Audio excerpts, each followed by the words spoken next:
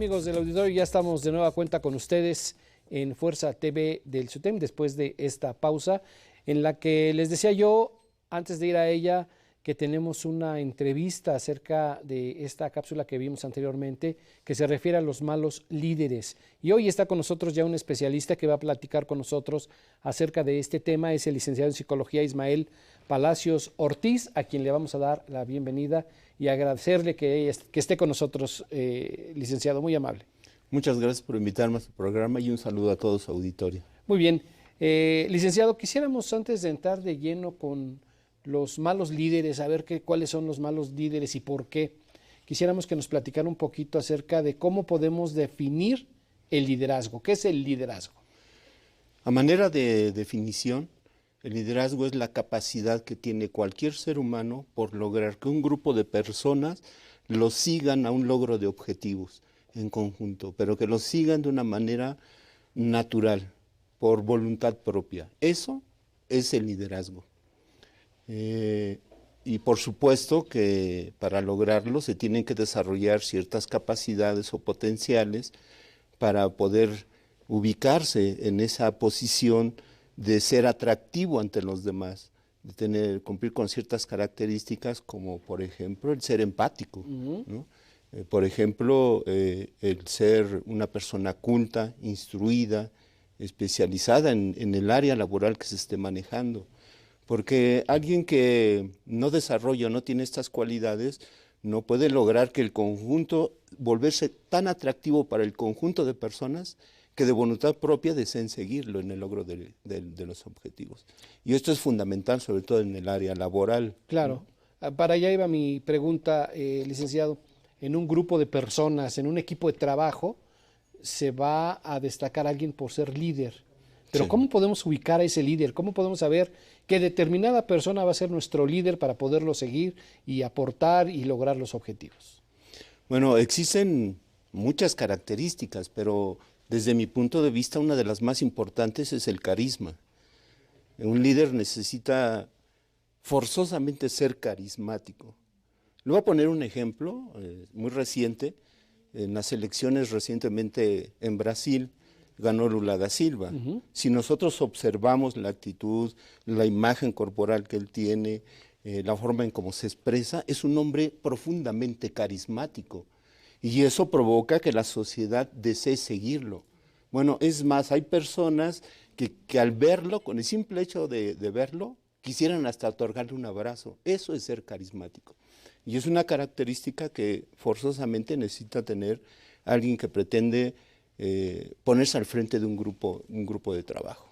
Muy bien, hablamos de líderes, de gente carismática, pero también en nuestra cápsula y en la parte de nuestro tema central de esta charla es platicar o identificar acerca de los malos líderes.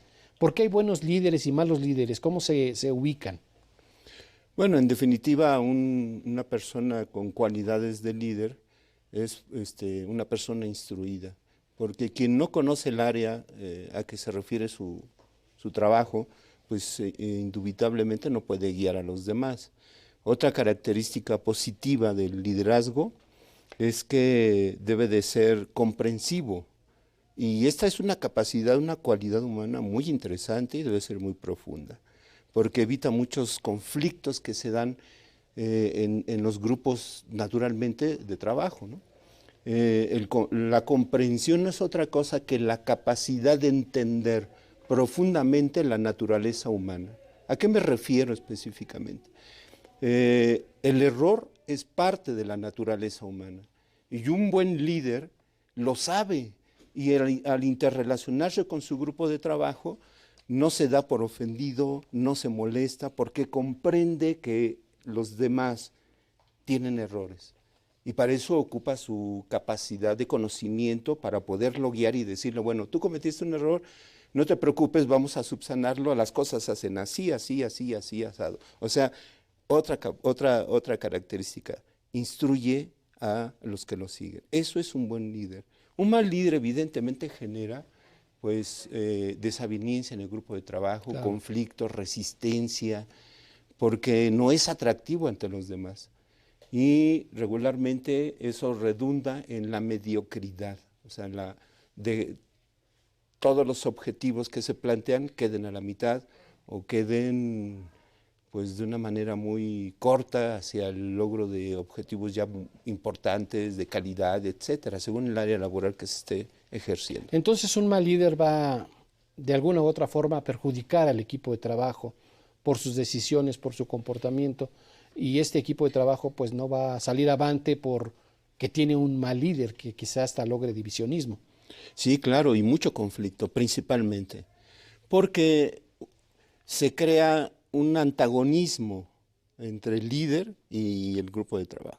O sea, yo no te creo a ti por las características que tienes de mal líder, luego entonces yo no quiero seguirte. Pero si tú eres atractivo, eres empático conmigo, que comprendes que somos en una interrelación de humano a humano, pues entonces eso te vuelve atractivo y te voy a seguir.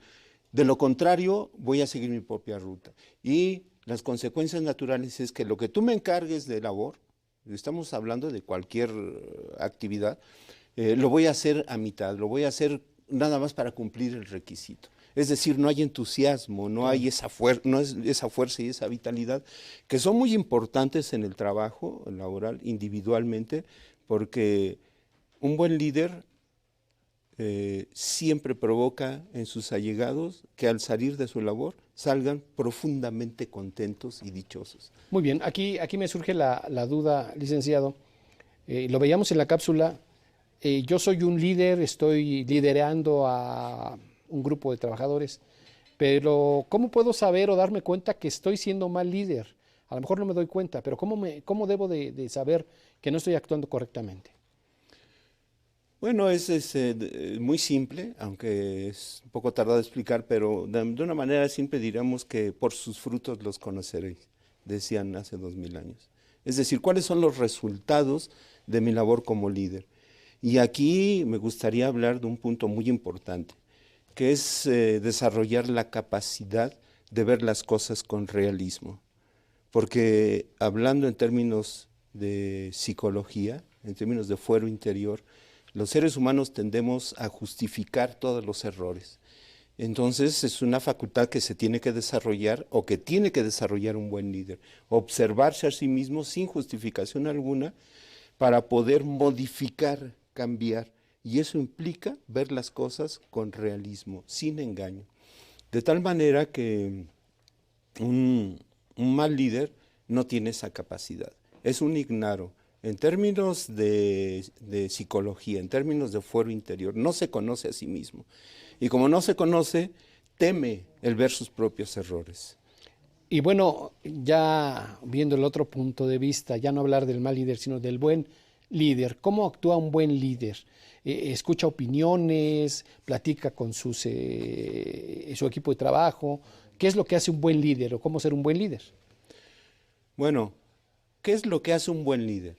Un buen líder actúa siempre de forma natural, porque se conoce a sí mismo, porque se ha trabajado a sí mismo, ha trabajado sus temores, se ha cultivado, se ha vuelto una persona culta, una persona muy específica en su labor. Y comprende la naturaleza humana, de tal manera que la interacción con sus gentes son más empáticas, son de ser humano a ser humano, no de un jefe hacia un subordinado, y eso provoca que la relación sea mucho más fluida, mucho más de agrado para uno y otro, tanto el líder como su grupo de trabajo están contentos consigo mismos. De lo contrario, pues se provocan conflictos, desavenencias, desunión y fracaso total, ¿no?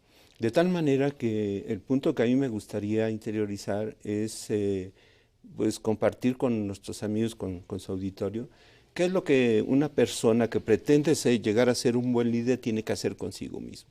Y el primer aspecto es, ya lo decía, a observarse con realismo. Y segundo, tomar la decisión profunda, me refiero emocionalmente, una convicción de decir yo tengo la capacidad y deseo convertirme en un buen líder. Creo que todos los seres humanos tenemos esa capacidad. Le voy a pasar un dato rápidamente.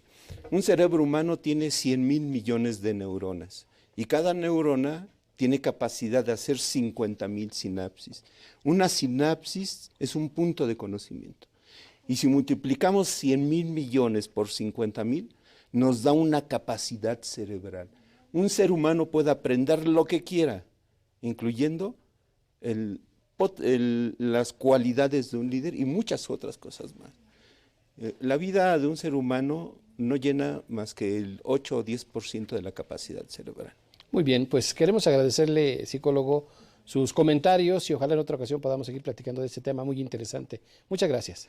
A ustedes, que estén muy bien. Gracias, muy bien. Gracias, psicólogo. Y nos vamos ahora con un corte de estación y regresamos con más información para ustedes en Fuerza TV del SUTEM. No le cambien.